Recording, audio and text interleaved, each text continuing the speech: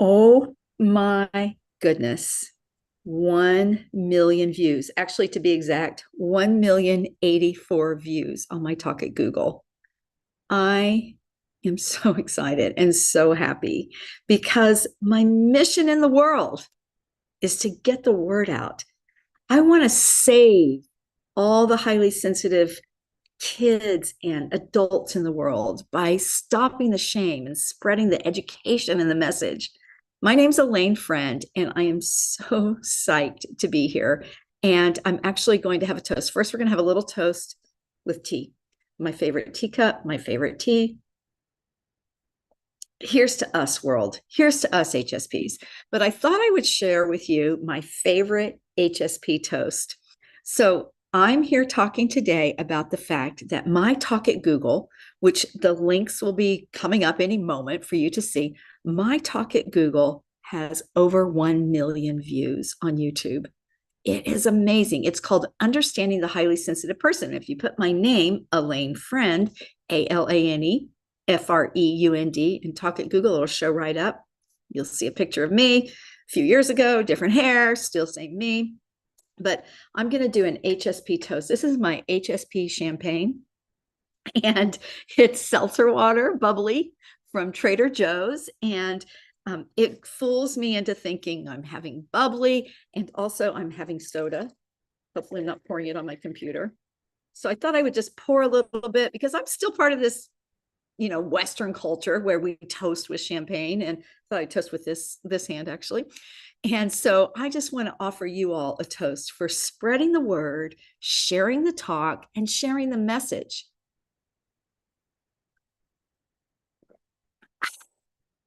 When I studied Russian in college for 2 semesters, I was taught by my Russian teacher that it's bad luck not to take a sip when there's a toast. So I am thrilled that you're here. Thank you for tuning in to my lives. I'm on YouTube and Instagram right now, and I'm also taking questions. I went live earlier today, not live. I went into a free community conversation earlier today to talk about Valentine's Day. And last night I was thinking, what if my Valentine's Day present was love from the world in my Google Talk getting 1 million views? So, and it did. I didn't see the moment that it got it. I'm going to actually refresh. I'm sharing my screen on YouTube and see if it's changed. And, but I wasn't on the moment it got it, but I had a strong feeling that it would happen. Let's see here. I'm going to look and just tell you if the number has changed. Where's the number? Still 1,084. So you can make it more. But the way I understand this is that the Google Talk, YouTube will show this to more people as we hit these logarithm, these big moments. So I'm so excited to be here to thank you, my community. I really appreciate you for sharing this talk at Google. Why is it so important to me? There, I'm going to stop the screen share on 20% of the population, because 20, maybe more percent of the population in probably every species, we have research that documents it in over 100 species at least 15 to 20%, have this more reactive brain. The reactive brain means that we think more, we notice more, and we feel more than the majority of people in the world. Most of us live in Western cultures where that's not honored or valued. And yet we know those people and love those people because they are so valuable. I'm one of them. Am I tooting my own horn? Yes, but I'm tooting yours as well. We need sensitive people to be thinking and noticing and pausing to reflect before they act. These are folks who are guiding the leaders. And sometimes, if we grow up in good childhoods, we become the leaders, the wise leaders. Now, I'm not going to say who out there in the leading world is highly sensitive and who isn't, but you might have your thoughts. Of course, we can't tell who's highly sensitive and who's not, but we know that sensitive youth who grow up without being shamed, who are growing up in families that are really honoring their sensitivity. Like they like that they think a long time before they make a decision. They love that they have so many strong feelings and that they move through them quickly and sometimes not so quickly. They love that they notice the subtle details. Sometimes we're bothered by them. The light in your eyes might be really bother you more if you're highly sensitive. Yet these are the thinking, feeling, and noticing people that practice emotional leadership and guide our world to better action and guide our leadership to better action in the world, more compassionate and caring ways of being and leading. Now, I am here today because the talk at Google that I did in 2019, I'm going to tell you a little bit about how I came to be selected for that. It's like a TED Talk and it's on YouTube. And today, between when I went to bed last night and today, it hit 1 million views. That means you're out there sharing it. Now, is this talk at Google, Understanding the Highly Sensitive Person, is it for highly sensitive people primarily? No. Well, maybe it's for HSPs who don't know they're highly sensitive, that for sure. But really, who I want you to share it with is your doctor, your boss, your employees, the school staff where your kid goes to school, your best friends, your extended family. Let's share this talk because there are so many comments on the talk. I used to read them. There are 19,000 thumbs up. And let me see if I can tell how many comments. Do they tell you? 1,660 comments. And then on those comments, some of them have 100 responses. And I used to look at them and read the comments. And there's some really mean things in there. And one thing that people think is like, I think the person who put it in was being dismissive of me, was that I look like a bank teller. I'm like, I love that. I love my bank tellers. But a lot of them say that, I wasn't looking at the camera or it looked like I was doing this, that, or the other thing. And you know what? I was so overwhelmed when I did that talk at Google. It was live streamed internationally. There were less than 100 people in the room live, but it was professionally recorded for television, basically like that. So I was having anxiety the entire time, performance anxiety. I'm sure you know that. Are you a highly sensitive person who knows and understands what performance anxiety is? Oh, it can be so debilitating. It means for me that I'm thinking while I'm acting, right? That wasn't acting. I was teaching. I was just being my real self. I made slides and I had a slideshow, which you can see in the talk at Google. So please do go watch it. And if sometimes they close the comments because it has too many, but if the comments are open, say something nice to me. and I was looking, the slides were shown on screens that were down on the stage, and I was holding a deal to advance them. And it just made me I was in my perfectionism. That's what performance anxiety really means to me, is I want everything to be just right. And, it's not just right, but it's authentically me, let me tell you. So, but why did I take that risk? I'm an introvert. 70% of highly sensitive people are introverts. But I am a high sensation seeker, which means I do like to do big things that, overwhelm me. And so that's why I said yes. How I got this, I was teaching a retreat with Elaine Aaron at 1440 Multiversity. And Elaine and I, if you probably know both of us, we're very different. We're good friends, and Elaine is a great mentor to me, but we are such different people, and we teach in very different ways, and we communicate in very different ways. Elaine is so good at keeping her voice soft and slow. We're both very compassionate, but she's much calmer. I'm much more hyper. And I think I also maybe am more risk-taking. So, although I've convinced her that she's also high sensation seeking now. So, and also Elaine is 20 years older than me. So we're different generations. Well, when the talk ends at these places and you have 100 people in the retreat, people line up on the stage to talk to us each individually for a period of time. And I finally got to the point where people lined up to talk to me too, not just Elaine. And I think that's just because I have a different style.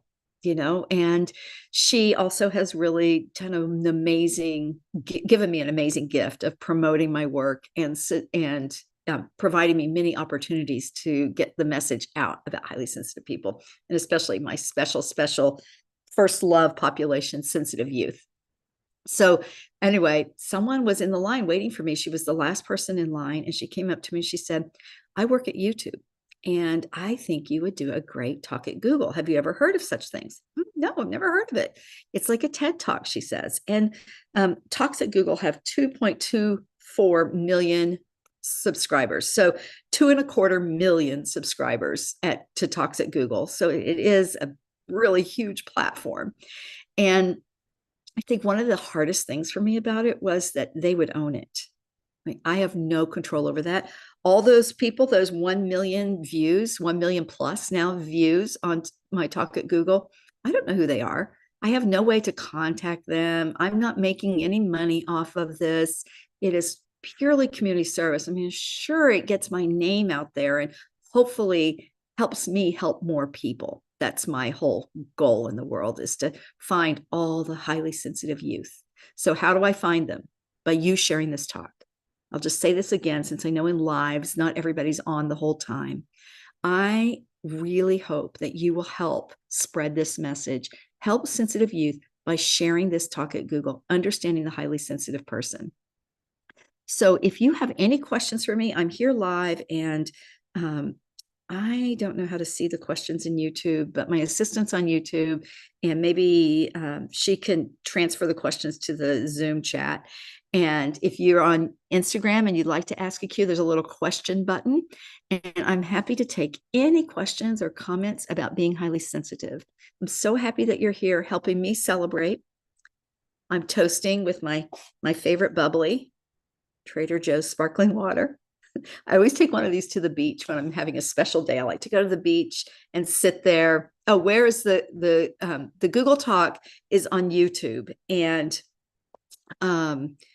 I don't know. Kwame, can you put the link in the Instagram? I'm not sure. Okay, so what you put in is understanding the highly sensitive person, and then my first name, Alane, and it should come right up.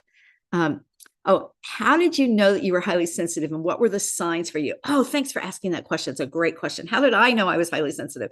Listen, I was told my entire life, and if my dad's watching, you know you were part of it. You're too damn sensitive. What is wrong with you? So many sensitive kids are often told that they're too sensitive. And, I think my dad was worried about me. He's also sensitive in his own way, and he knows that the world will eat you alive if you don't develop some armor. So he was trying to protect me. So I grew up knowing my whole life that I was more sensitive than most people.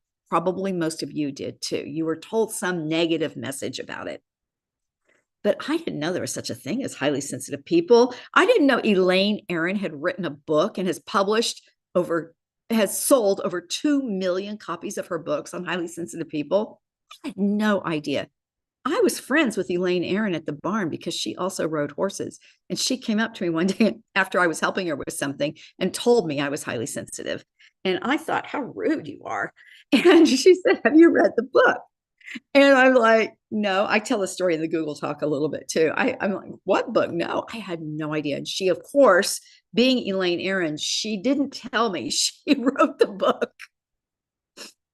But I do a special kind of psychotherapy, equine assisted psychotherapy. And she felt the equine assisted work would be amazing for highly sensitive people. And so that began almost a decade and a half now of working with her and teaching with her and writing with her and creating amazing programs for highly sensitive people. And it's changed my life because it turns out, as a therapist, I've been in mental health for 3.5 decades. And I have always worked with highly sensitive people, but I didn't know. Now, here's what's beautiful. When I help someone understand that they're highly sensitive, it solves like 50% of their problems. Because you know what it means? It means you're normal. You're normal. 20 to 30% of the population has this trait, this more reactive brain. It may not be valued in your culture. And if you live in some kind of Western civilization type culture, for sure, it's not valued. There are other places where it's not valued as well, but there are places where it is. It turns out in Thailand that the highly sensitive men, especially, are the ones that are the most valued. So go figure. And more indigenous cultures valued their shamans and their priests and their spiritual leaders and they're medicine people. And most of those cultures don't have space in the Western civilizations now. And it's really sad. So it means that highly sensitive people are not seen as valuable. And we tend to hide a little bit. But listen, if you're highly sensitive, you were born that way. There's not a dang thing you can do to fix it or change it or heal it. And there's nothing wrong with you. The only thing wrong is because you think, feel, and notice more than the majority, you're often overwhelmed. And that is the only negative aspect of being highly sensitive. Now, what if we educated more people? If we told them about our own high sensitivity, or what if you just jumped on YouTube and looked up Understanding the Highly Sensitive Person, Talk at Google, which is mine, it has my name on it, Elaine Friend, and there you will be able to share it. So I'm asking people, it's not just for highly sensitive people.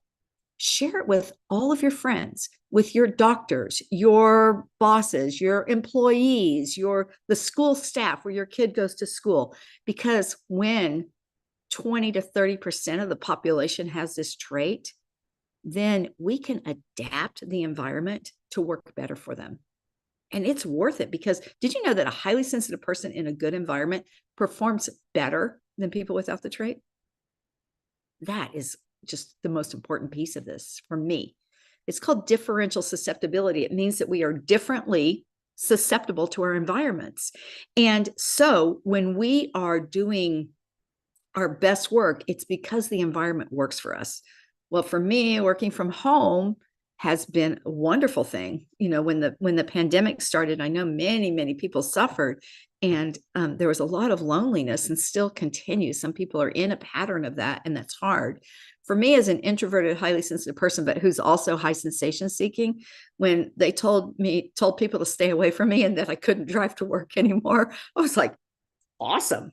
But my income did really suffer. It was hard for me to shift and change how I worked.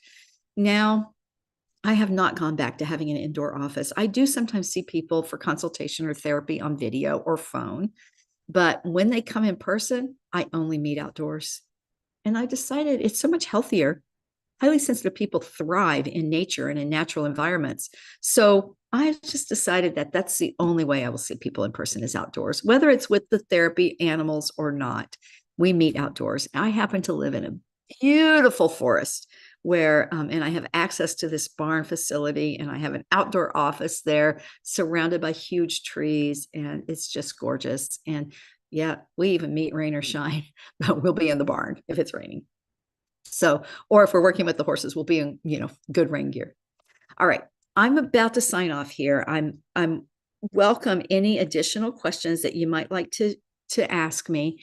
And you can also email me questions. You can email us and we can give you the link. It's in my bio on Instagram. We're happy to offer you the link or DM it to you.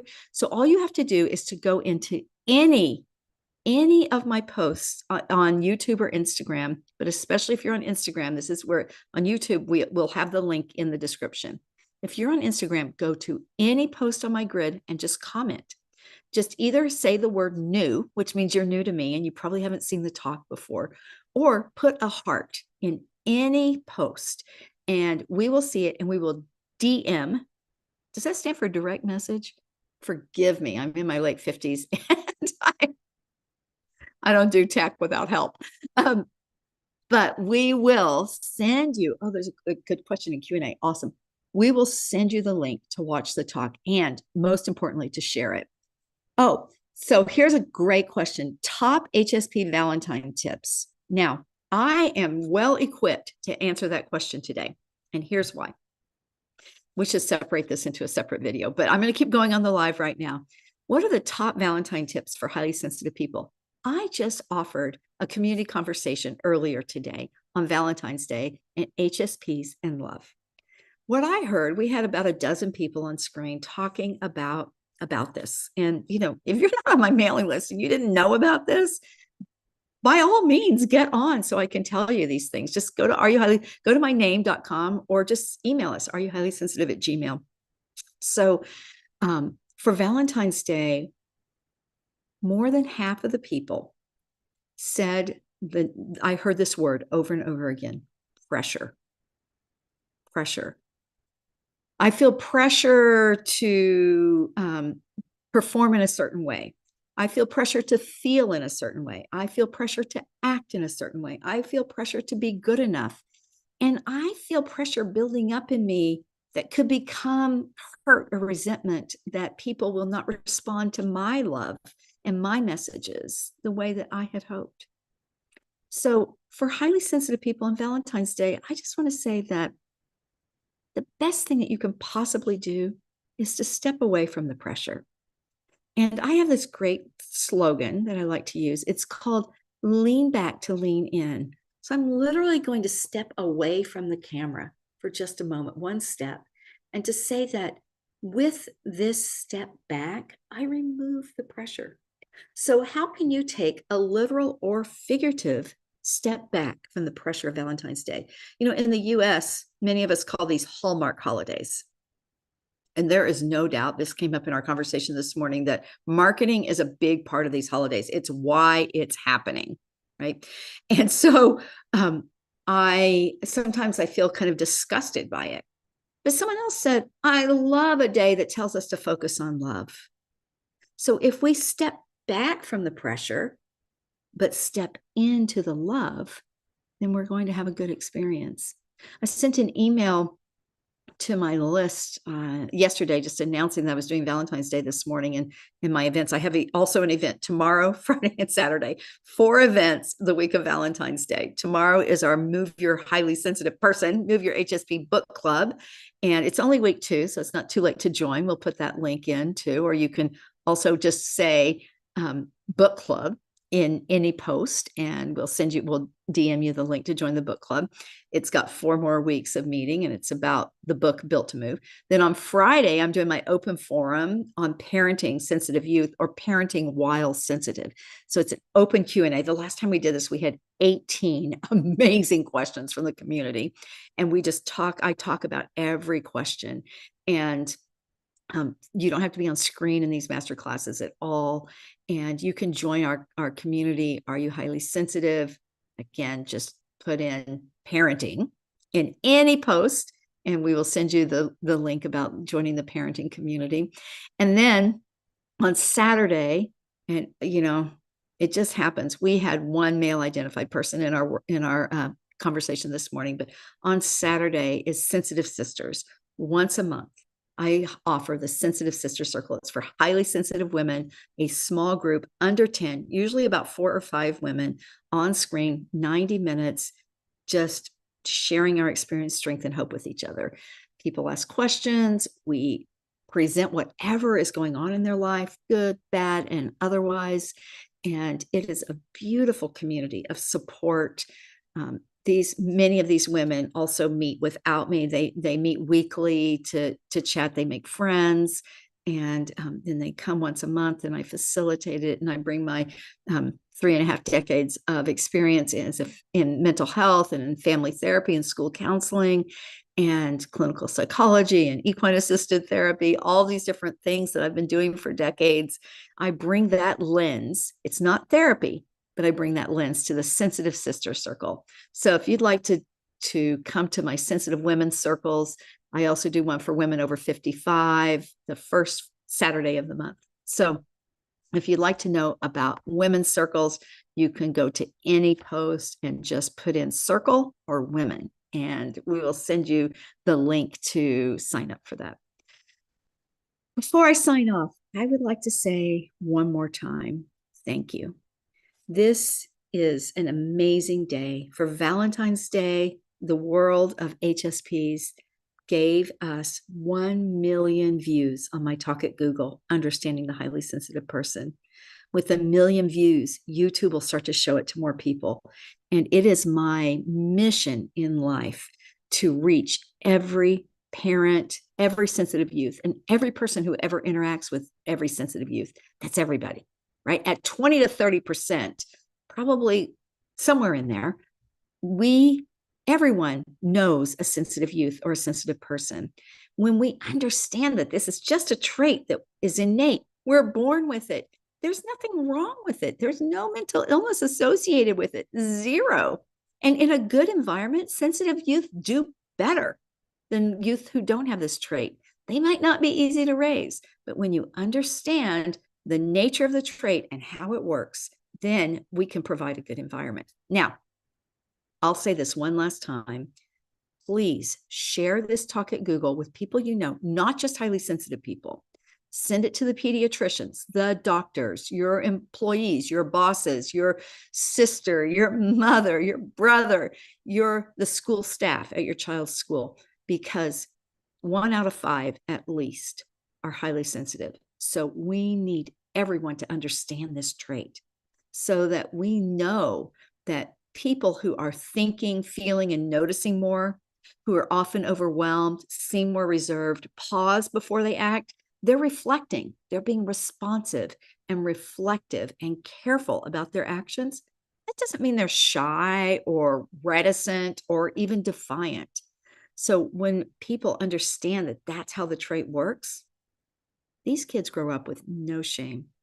They grow up feeling great about themselves and understanding that their brain is diverse, and diversity is a beautiful thing. So thank you so much, world. I really appreciate you. And thank you for sharing the talk at Google. Keep it going out there, because I want to reach everybody. I appreciate your help. And please drop us an email or a comment in one of our posts. Ask your questions. I'm here for you. Thank you so much. Bye, you all. Much love.